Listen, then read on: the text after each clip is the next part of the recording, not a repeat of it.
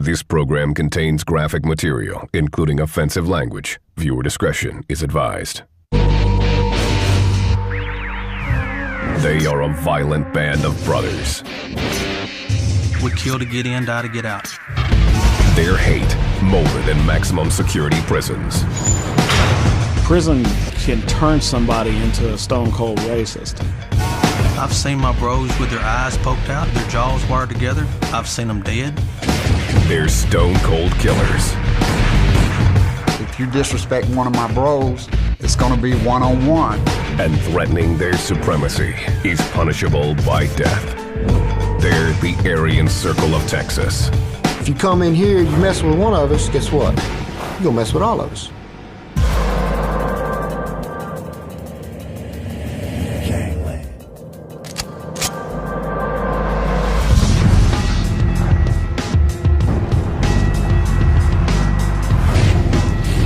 Houston, the home of U.S. oil, has more Fortune 500 companies than anywhere in America outside of New York City.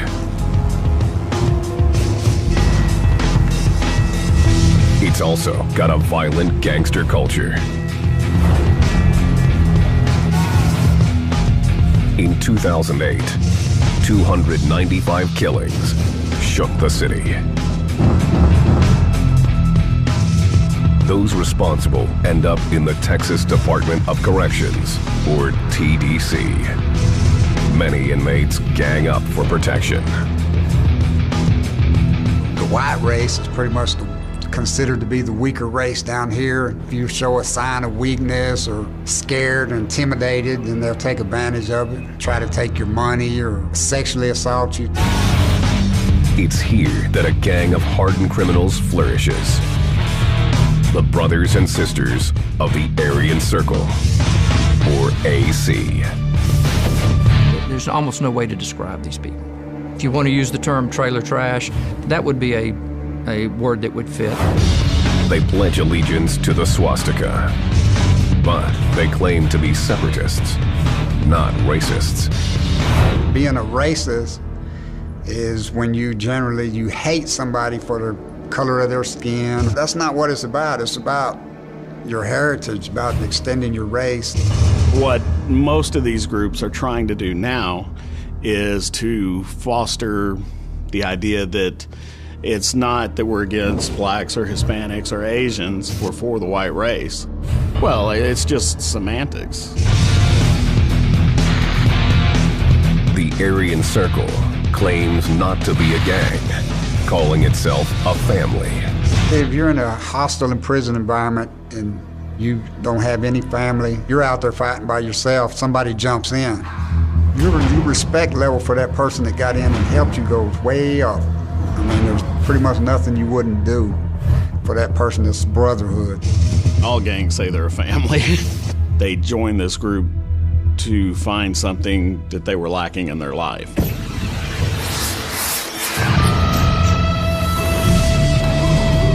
The Aryan Circle has a bloody heritage with powerful enemies.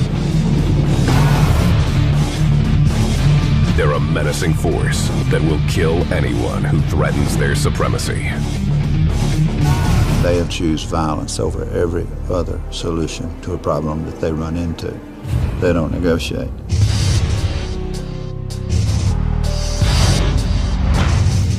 Johnny Jones, aka JJ, was a high-ranking Aryan Circle member for more than 20 years.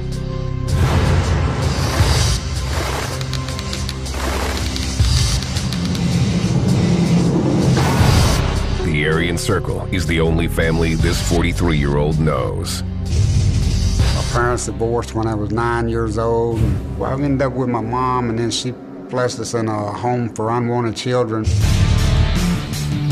Jay has been incarcerated most of his life.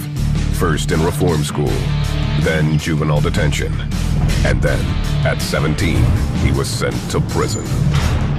When you come into prison, it's pretty hard. It's a rough place. And if you don't stand up for yourself, you either learn to fight or you're out of there.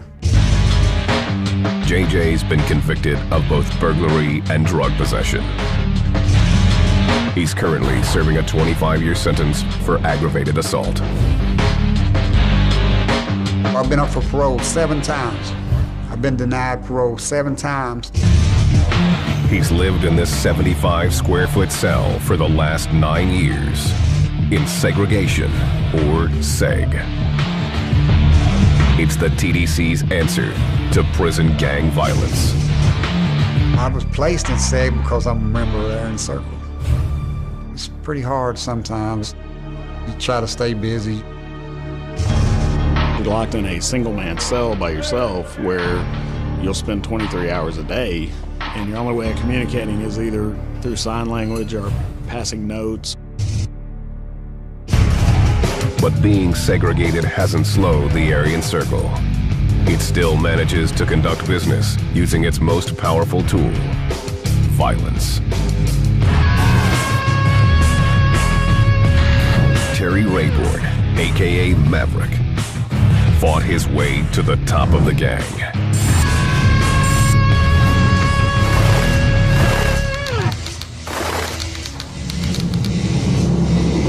I jumped ranks so fast in AC. I hit hard, I was good. As a teen, Maverick was sent to prison for aggravated armed robbery with a deadly weapon. He learned his lesson in the county jail before going to the big house. I go in, I'm 185 pounds, 6 foot, but spending 5 months in the county jail with people who had already been to prison, they're throwing game at me, making me work out real hard, telling me how to recognize everything. So when I went to prison, yeah, I was a new boot, a new guy there, but somebody had been schooled. Maverick was transferred into the TDC's notoriously violent Ferguson unit. You don't want to go to Ferguson unit, because at the time it was known as the Gladiator unit. Bunch of fighting, just young guys in there, and everybody fights. Everybody's sizing you up. Okay, is this guy going to fight? Is he going to be somebody's punk?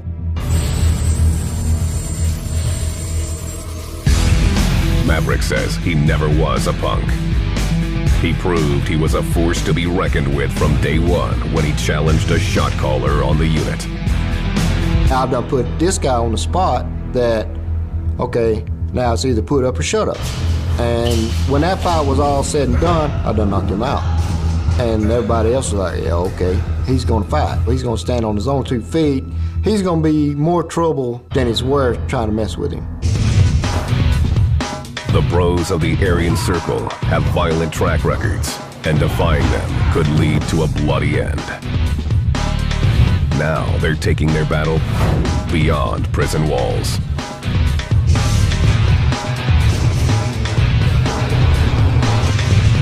Bro Dennis Clem, aka Big Boy, helped take the gang's business to the streets.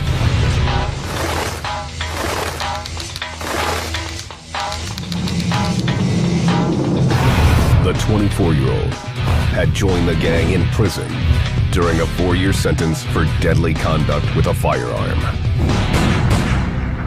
He had achieved rank in the Aryan Circle because he spent so much time in prison. And on his last time out, he met Tanya Smith. His girlfriend, Tanya Smith, aka Little Feather, dealt meth and marijuana.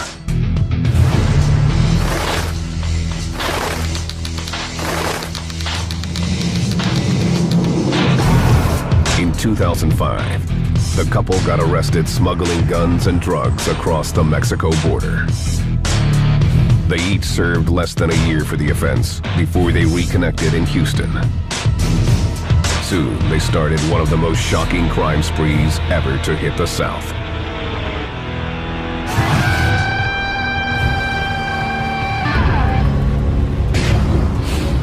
July 14th, 2007. 19-year-old Brandon Lewis was on a road trip to Houston with 3 friends. Brandon and 2 other African-American teens were being driven around by a white friend. These young guys came up to see what Houston was all about, and were just simply being driven around by a friend that grew up in that neighborhood. Brandon's mother thought his friends were trouble and sensed something was wrong. I had warned him. I said, Brandon, don't get in that truck. Because something about them I didn't like. And he always say, oh, Mama, I got this. Brandon's friend drove them through his Cloverleaf neighborhood. They ended up in front of the house where AC bro Dennis Clem lived. Dennis Clem was probably less than happy as he stood on his porch and looked out and saw 3 young African-American gentlemen parked out in front of his house. Words were exchanged. Tempers flared. A fight ensued. Police don't know why, but Brandon's white friend fired toward the house. And they sped away. Clem's Aryan Circle instincts took over. No way he'd let them disrespect him like that. Dennis Clem gets an AK-47 rifle. All the individuals that were in the truck were actually leaving, driving down the street when Dennis Clem began to fire upon the truck from the rear. The truck was half a block away when Clem fired. Bullets hit Brandon and another passenger. It penetrated the truck like butter. The vehicle had multiple through-and-through rounds where a round would go through the tailgate or the bed, into the cabin of the vehicle, through the seats, and continue into the dash. Brandon's mother later got the call that her son had been shot. Brandon caught 2 bullets, and they took him to the hospital, but 3 hours later, he was dead. Dennis Clem fled the scene with Tanya Smith in tow. But law enforcement was quick to react. We received intelligence that he was extremely dangerous. We were told that he had no intention to go back to prison under any circumstance. They became a Bonnie and Clyde. They did. She wrote him one letter, if you want to follow Dennis, and I just follow the shell casings. On August 5th, Clem and Smith rolled into tiny Bastrop, Louisiana. They came to Bastrop because they had a friend here, another Aryan Circle member. He rented the motel room in Bastrop in his name so they could stay there because they didn't want anything in their name.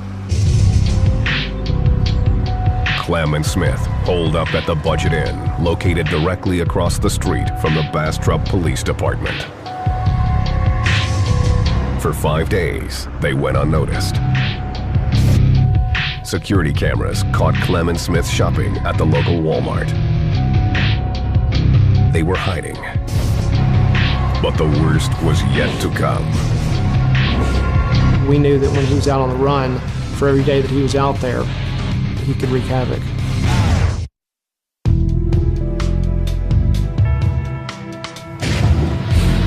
Houston, Texas. America's 4th largest city has more than 2 million residents and one of the country's biggest gang problems. We have representatives from the West Coast gangs, Crips and Bloods. We have Midwest gangs, Latin Kings, Gangster Disciples, Black Disciples. Most of the prison gangs are represented in Houston, including the Aryan Circle, founded by a natural-born leader. When I founded it, it was to get us through prison. It was to get us through a hostile environment where you had to survive.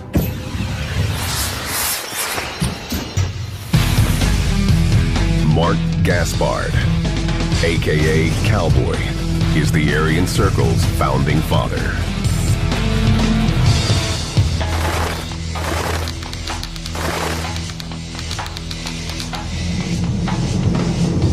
Surviving very well could mean that you might have to kill somebody. Certainly that you were going to have to fight your way through it.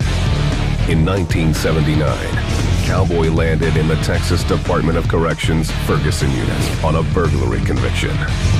The unit was deeply divided along racial lines. You had white line, black line, and Mexican line. Almost from the beginning, there was just trouble between them. I just started seeing a hardship on white guys. By 1982, Cowboy had seen enough. His brother-in-law recruited him to join the Aryan Army, one of several white supremacist gangs in the TDC. But infighting soon threatened to break up the gang. I didn't like that they turned on each other and started stabbing each other. It's supposed to be us against everybody else, not whites against white. So in 1984, Cowboy took matters into his own hands and started a new gang called the New Brotherhood. Cowboy drafted a handwritten constitution and used it to recruit members.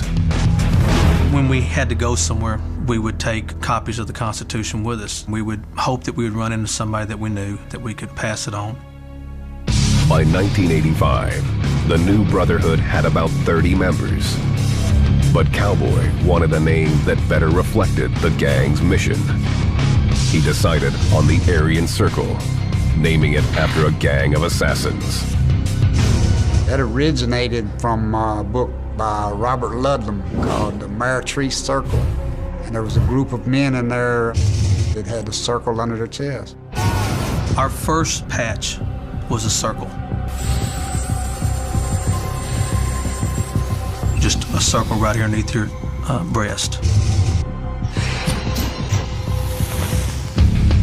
They hoped the simple design would go unnoticed by the TDC. The prison system had begun segregating known gang members, and the patch was a dead giveaway of gang ties. By 1990, the Aryan Circle had spread throughout the TDC and could no longer fly under the radar. Terry Rayborn, aka Maverick, learned of the Aryan Circle when he landed in segregation after an escape attempt. We were already across the river almost. The rifles came out, they come off their horses, kneeling down with their handguns. They have already called people on the other side of the river. Maverick was told he'd be in Seg for 9 months. It was long enough for a friend to convert him to the dark side.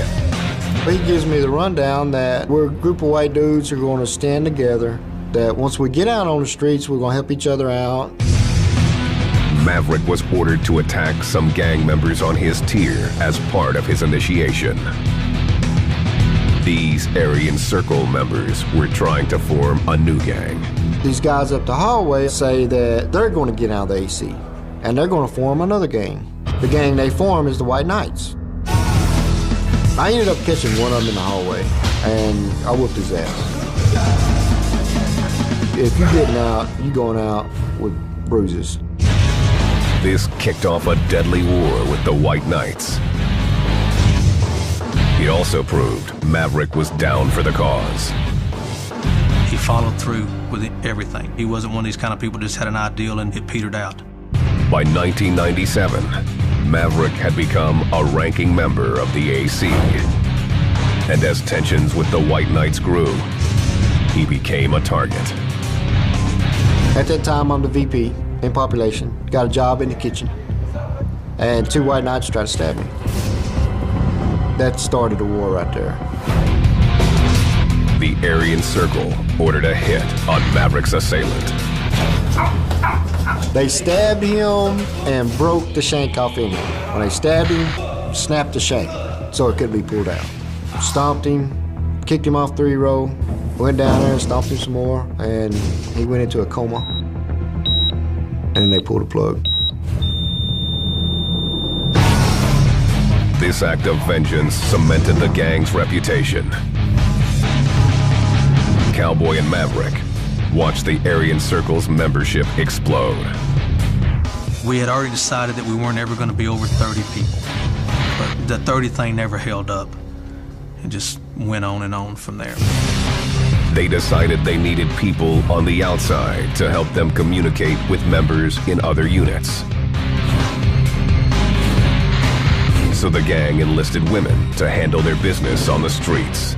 The other gangs and families are missing the greatest influence and source of power and revenue that they could ever find in life by treating their women as property of, instead of letting them know that they are equal and useful, resourceful, brave, damn smart. Cowboy schooled KD to work as a fixer for the gang.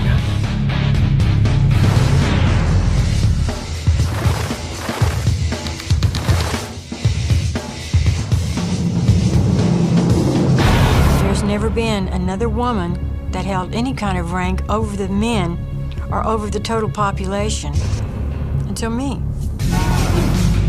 KD was quickly addicted to the power of her position. I'm an adrenaline junkie anyway, and I love things like that, and I thought, why not? Well, not only can I do good for these guys, but I'll be the first woman to have ever done it. To help the family grow on the outside, the Aryan Circle also recruited new inmates with short sentences.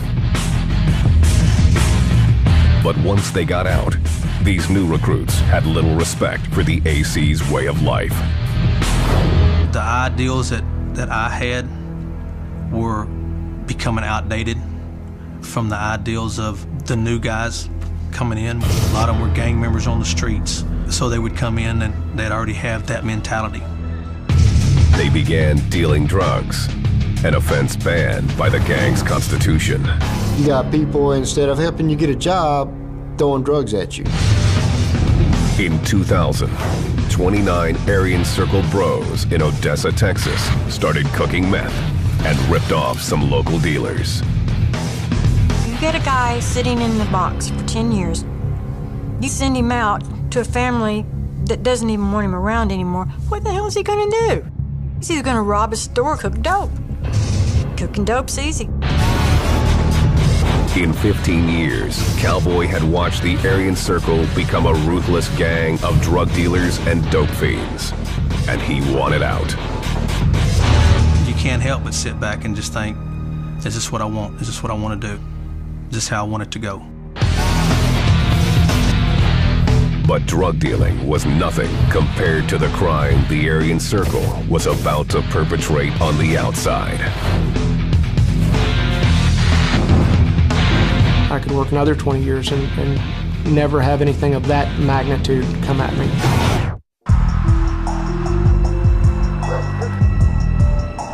Houston, the oil and gas capital of America. And home to the bros of the Aryan Circle, white separatists trying to earn their keep in the free world. They're heavily involved in drug trafficking, so they obviously are a danger to our community by bringing methamphetamine.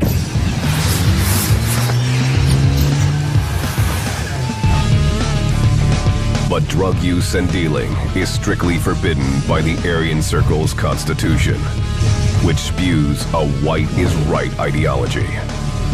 We originally started out as preservation of the white race in a hostile prison environment. I'm for non-interracial marriages, for continuing your heritage, your culture. The Constitution also lays out the AC's bylaws and highly regimented structure. We had 4 branches. We had the men's branch, women's branch, the church branch, and we had the external branch. Later on, we did away with the women's branch and just kind of incorporated them in.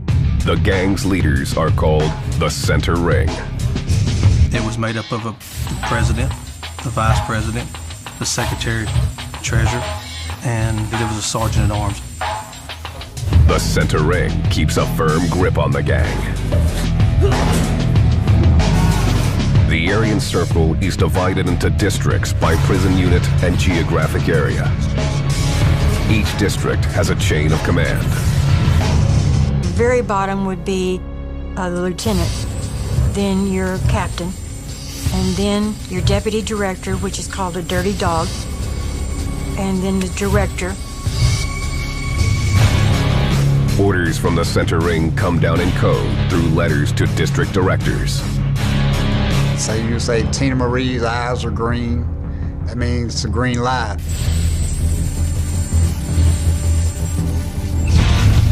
Tina Marie is a nickname the gang uses for rival gang, the Texas Mafia. And a green light means that it's killing time.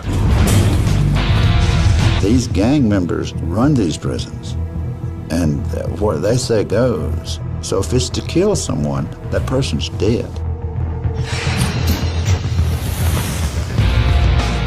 The gang's initiation often involves assaulting what they call a toad.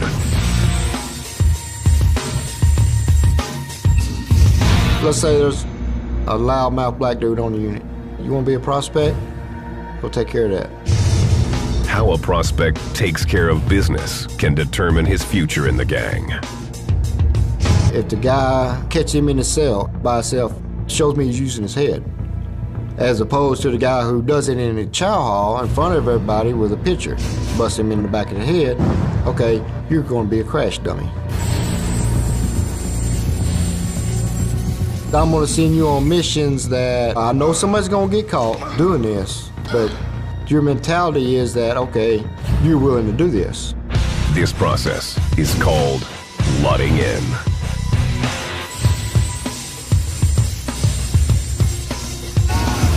When a prospect becomes a member, they patch in by having the Aryan circle tattooed on their chest. The patch is a badge of honor. It like puts a star on your chest. I'm in, I'm down.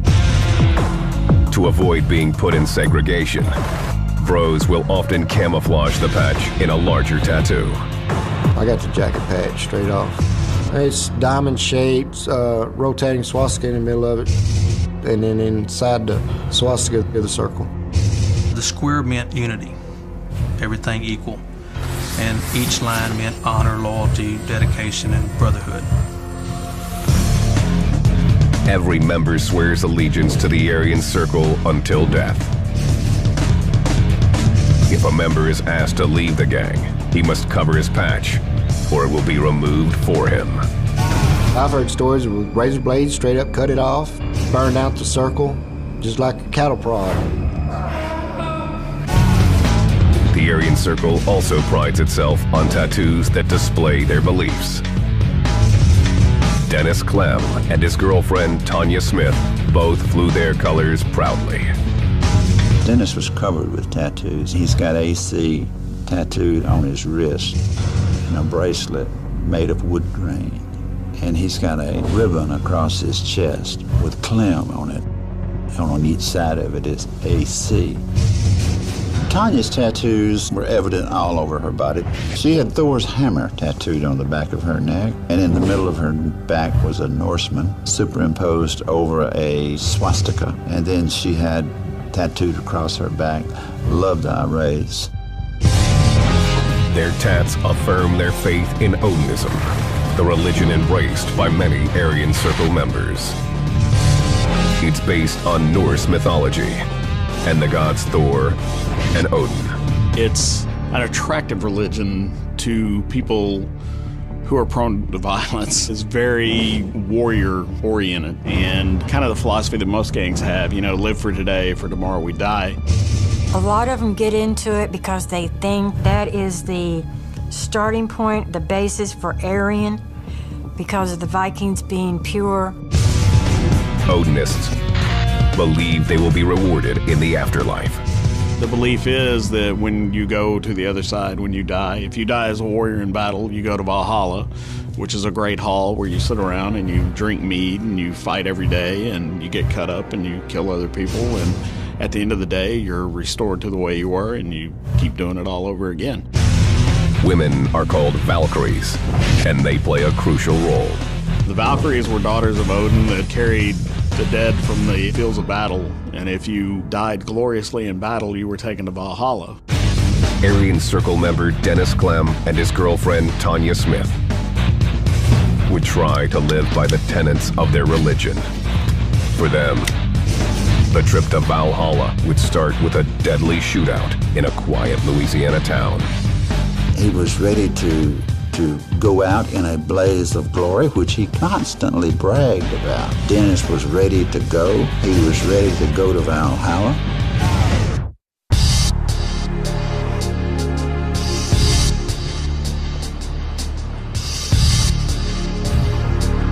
Houston, Texas.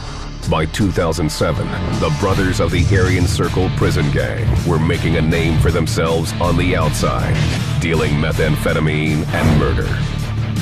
It's nothing more than just a group of violent people. They're heavily involved in drug trafficking, so they are a danger to our community.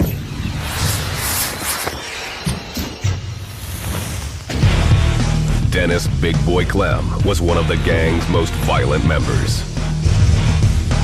He saw himself as a warrior for the white race.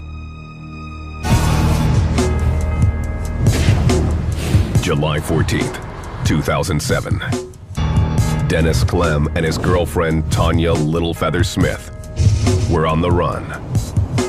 Clem had killed 2 African-American teenagers with an AK-47. They didn't even know Dennis Clem. They never had a word with Dennis Clem. For those guys to die the way they died because of this man, that sticks with you. Clem and Smith told friends that they had no intention of being caught and sent back to prison, no matter what the cost. He had probably already formulated a plan that if he came across law enforcement, there was an apprehension that was attempted, he'd be no part of that. Clem and Smith were prepared to die rather than surrender to the cops. He made that decision a long time ago, to live by the sword and die by the sword. The two used their Aryan Circle connections to hide in plain sight. They got another gang member to rent a motel room in tiny Bastrop, Louisiana, across from the police station.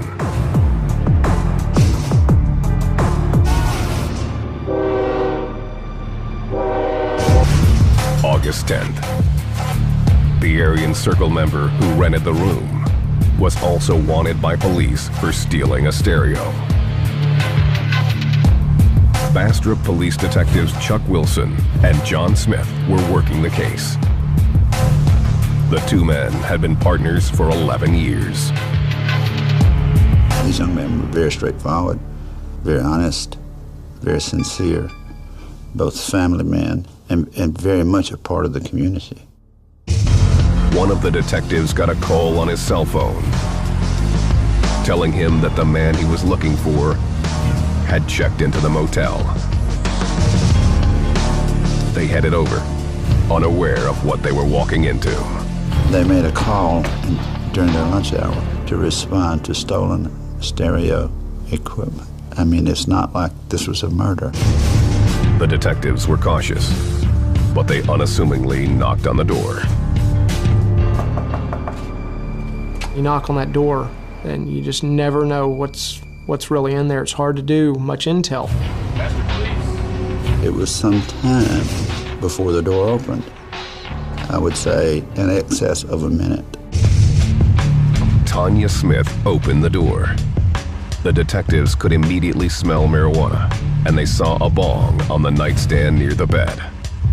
So when she opened that door and that policeman saw that bong in plain view, she knew at that point somebody was going to be arrested. Dennis Clem wasn't going to let that happen. He pulled out 2 guns and ambushed the detectives. They didn't even have time to draw their weapons. They ran outside, and as they ran outside, Dennis Clem ran out with a gun in each hand, firing at these 2 young police officers as they're trying to flee, and killed both of them. The motel's security cameras captured what happened next. Tanya Smith immediately walked out of the room, her arms raised, fearing the detectives were still alive. Miss Smith walks out, purse in hand, and appeared to be on a stroll. She walks off, says nothing to no one. When the owner of the motel asks her what happened, she says, "I don't know." I have no idea. And then she walked away, made a phone call, and escaped back to Houston, Texas. Dennis Clem retreated back into the motel room as police gathered outside. Clem was holding the police there so that Tanya could get away. When one of the police officers comes there, he opens the door and makes sure the policeman sees him in full regalia, blue shorts, tattoos all over him, no shirt on, makes certain he sees him, and sees him with 2 black pistols. The responding officers trained their guns on the door. He's taunting the officers. The officers are yelling at him, "Come out, come out." And he's yelling back at them, "Come get me." As paramedics worked desperately on the fallen detectives, Clem emerged, and all hell broke loose.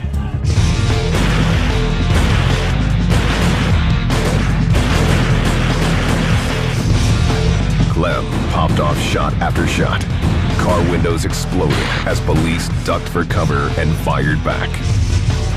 During the melee, Clem shot and wounded 2 paramedics before police could stop him. He had received no fatal wounds until the last volley. And the last volley you can see on the video is policeman and outlaw face to face shooting it out with automatic pistols, and it's a hell of a scene. Officers unloaded 17 bullets into Clem before he stumbled along the sidewalk, finally collapsing on top of his first victim, Detective Smith. He died on the sidewalk. He got sidewalk justice.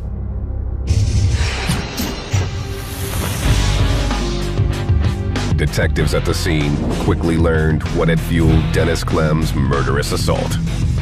Inside their room, investigators found white supremacist and Aryan Circle paraphernalia, as well as meth, ammo, and a police scanner. I believe that they were listening to the police talk on their radios. I believe they knew from that source that they were there. With her boyfriend dead, Tanya Smith was alone and on the run. She is the one that orchestrated this murder. But for her opening that door, we don't have a murder. We have 2 policemen that go on about their business. But for that, she set that trap like a spider. And in the process, Smith became Clem's Valkyrie. His purpose in life was to die in battle.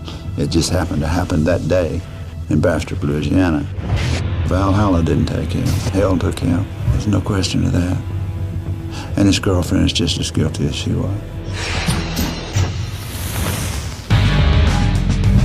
Smith wasn't on the run for long. U.S. Marshals surprised her at a trailer park near Houston 2 days later. She told the police that arrested her, "You better be glad I didn't know you were coming this time." So, listen, you didn't have an innocent girl walking out of that room. You had a murderer walking out of that room, running from the scene, and going to Houston, Texas to hide, wherein she was caught. Smith was extradited to Louisiana, where she was tried and convicted on 2 counts of second-degree murder. She'll spend her life in a Louisiana prison with no chance for parole. She needed to serve her time for her involvement, but also to send a message to AC members, we're not going to tolerate it in this area. She knew she was going to get life. Dennis knew she was going to get life. They knew the consequences. They invited the consequences.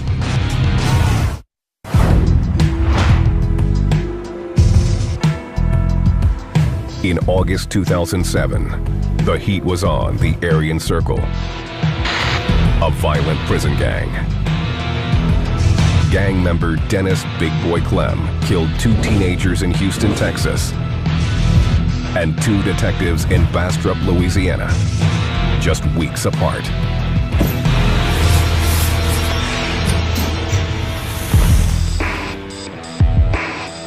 The shootings put the Aryan Circle on law enforcement's map. But its members insist this was not a gang-related crime. Straight up killing is not what AC stands for. How can you judge an organization or a group or a gang by the actions of a few handful of people? It's like raising your child in a certain fashion, and then when they become adult and act that way, you go, I have no responsibility, they're an adult, they did that on their own? Not hardly. They know what's going to happen.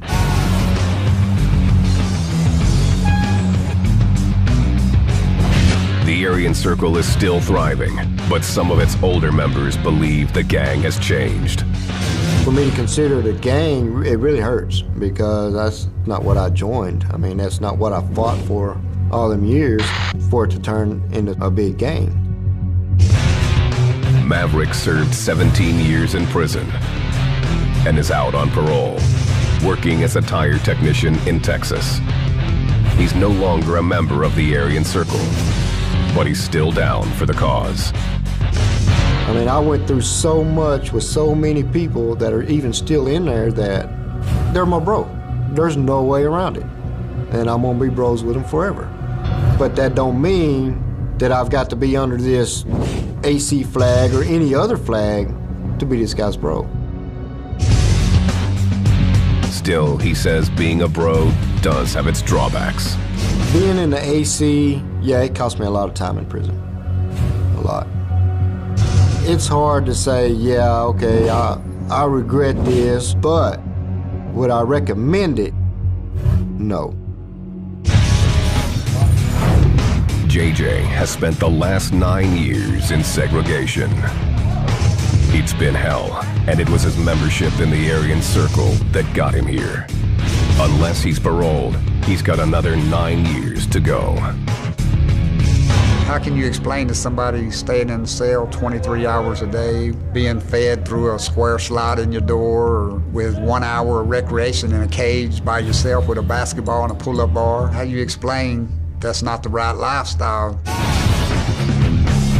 JJ is proud of what the Aryan Circle stood for, but he doesn't like the gang's direction. It's all right to be proud to be white, be proud of your race, but we want to run around and do drugs and commit crimes, and then that's not helping your people. I don't want to be a part of that. The Aryan Circle's founding father, Cowboy, is now out of prison, working as a cattle rancher in Texas. Though he doesn't agree with what's happening in the AC today, he still credits the gang for saving his life. There just comes a point in your life where you just decide that this is not what I want to do now. It doesn't mean that you don't believe the same way, or you don't have the same feelings for people. If it wasn't for the Aryan Circle in prison, that a lot of us wouldn't have made it back then. Still, he says he regrets some of what happened under his watch. I've seen my bros with their eyes poked out. I've seen 10 or 12 of them at a time with their jaws wired together. I've seen them dead. I've seen guys that were about to go home that are on death row now. I'm sorry for a lot of that stuff that happened, but I don't think there was any way to avoid it.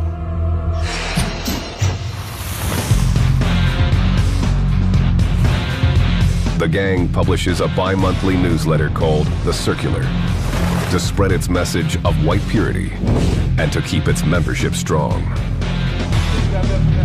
It seems to be working.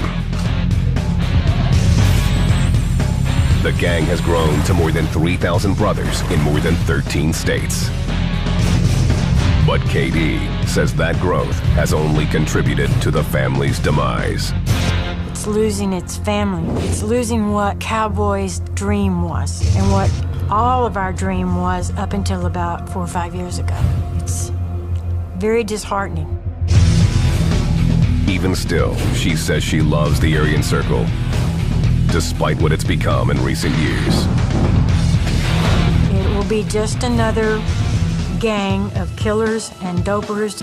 We've lost control of our members. And now we have a monster on our hands.